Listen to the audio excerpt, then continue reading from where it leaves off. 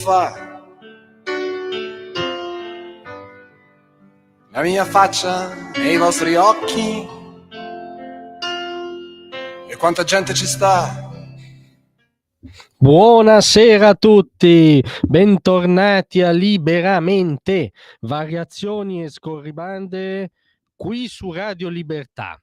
Allora stasera vi trasferiamo quello che è un dato di cronaca, poi ognuno ne tragga le considerazioni che ritiene, ma a quanto pare è un dato di cronaca che la NM, semplificando in un titolo, tra Gratteri e Falcone sceglie Gratteri, sta con Gratteri, presidia in primis, diciamo, il nome di la credibilità o la credibilità residua di Gratteri rispetto alla memoria di Falcone. Brevissimo antefatto, ma lo sapete tutti, Gratteri che da subito si è segnalato come leader del fronte dei no alla riforma della giustizia, quindi come dire fa il politico ormai dichiaratamente, insomma, no? Le famose porte girevoli tra magistratura e giustizia. Comunque ha rilanciato in diretta televisiva da Giovanni Floris quello che a tutti gli effetti è un tarocco su un'intervista mai data, mai pubblicata perché mai esistente di Giovanni Falcone a Repubblica, in cui si sarebbe schierato contro la separazione delle carriere.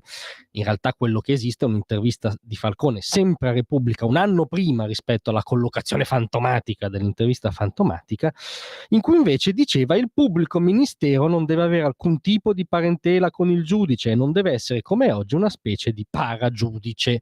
Ma questa era la posizione di Falcone ormai agli atti, anche se Gratteri, riconoscendo l'errore singolo su quell'intervista, ha comunque rilanciato recentemente dicendo che insomma in ogni caso Falcone la pensava in quel modo lì, anche all'agenzia ANSA. No, non la pensavo in quel modo lì, ci sono altri fior di virgolettati con cui non vi tediamo ora, da cui emerge chiaramente qual era la posizione di Falcone.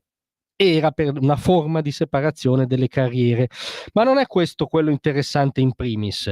Il punto è che è stata diffusa appunto una nota dell'ANM nella quale si esprime piena solidarietà al procuratore di Napoli Nicola Gratteri, raggiunto da pesanti critiche e attacchi personali in questi giorni legati al suo impegno per il no al referendum sulla riforma Nordio.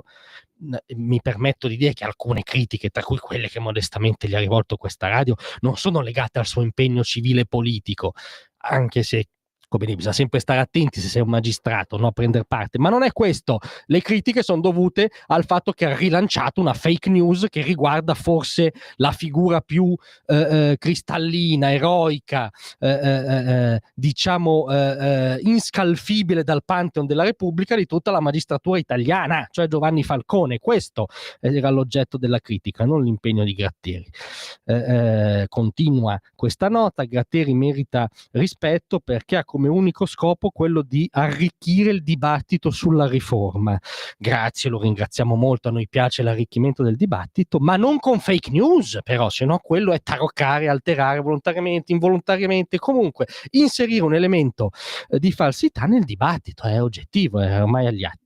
E dare ai cittadini maggiori elementi di riflessione in vista del voto referendario. Sì, appunto, un voto su conseguenza di riflessioni conseguenti a elementi di realtà, però, se no siamo appunto in un'altra dimensione dove valgono le pattugne ideologiche di lor signori. Tra l'altro è bellissimo questo elemento perché l'ANM ha messo anche su X questa sua nota di solidarietà a Gratteri ed è stata criticata da Grok, no? L'intelligenza artificiale di X che fa le pulci ai post, che sotto il post dell'ANM ha scritto appunto: le pesanti critiche a Gratteri non riguardano il suo impegno per votare no al referendum, viene invece criticato per aver diffuso false affermazioni attribuite a due eroici, che qui conteggia anche Borsellino, due eroici magistrati uccisi dalla mafia ai fini di propaganda.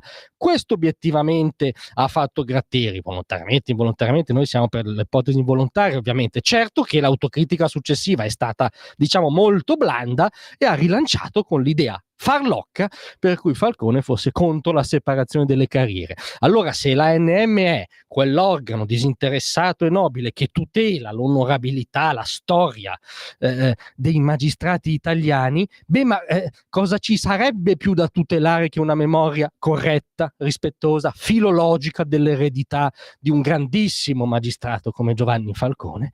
Invece, evidentemente, a tutto questo l'ANM preferisce la polemica spicciola quotidiana, preferisce la propaganda sul qui e ora, e quindi diciamo con questa nota nei fatti, glielo fa notare anche Grock, tra la memoria di Falcone e la tristezza attuale di Gratteri, sceglie Gratteri, ognuno, come dire, si sceglie i suoi riferimenti. Grazie a tutti, a domattina.